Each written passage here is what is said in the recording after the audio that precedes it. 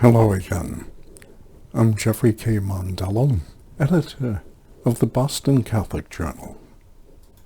And I would like to share with you today something of a postscript to a long and painful journey.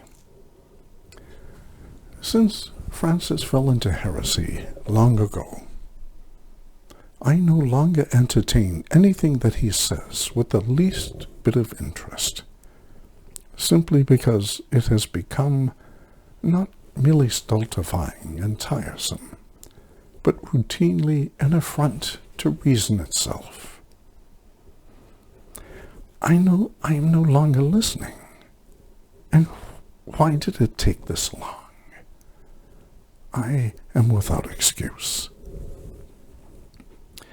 Bergoglio's inability to present even his shallow theological novelties in terms rationally compelling, were that even possible, rather than relying on meaningless emotional pathos, fatuous appeals to artificial abstractions, and, failing that, and most often, on brute and often uncouth force, no longer perplexes me or troubles me. I have come to a point of blithe discourtesy concerning Bergoglio, because nothing less will compel me to be absolutely blunt, and I feel that I must be blunt to explain my sudden emancipation from anything whatever that Bergoglio has to say or could possibly say. It is drivel, all of it. I will come to the point. Bergoglio is a thug, posing as a dilettante. Age is no excuse for the malice he has for Catholics who embrace a faith that he has long lost or never had. In this sense, Jorge is an impostor. Whatever terms you apply to him, none of them are good. He is sanctimonious and utterly disingenuous.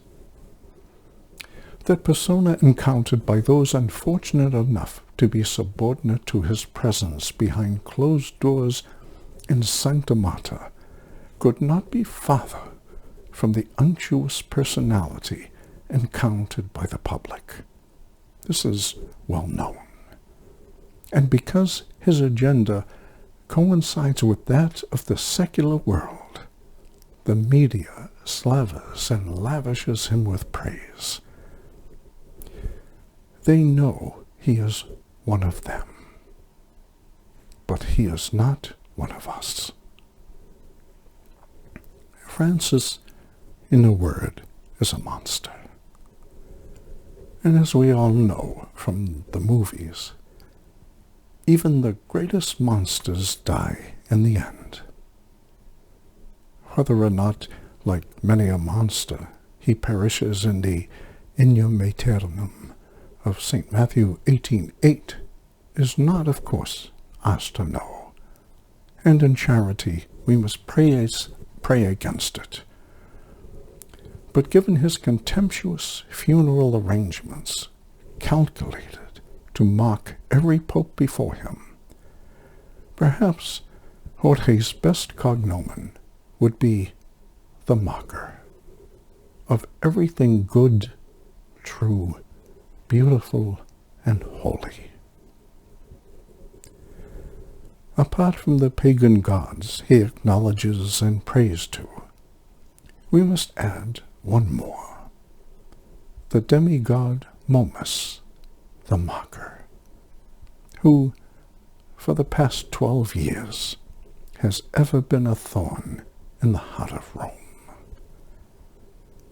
Perhaps the world will give polite attention to the discursive and often episodic meanderings of this dyspeptic and unhappy man, but I will no longer lend him the credence he has long lost and had never deserved. Given his bad faith, I am delighted to be relieved of this burden that should never have been placed upon Catholics. Deus te custodiat.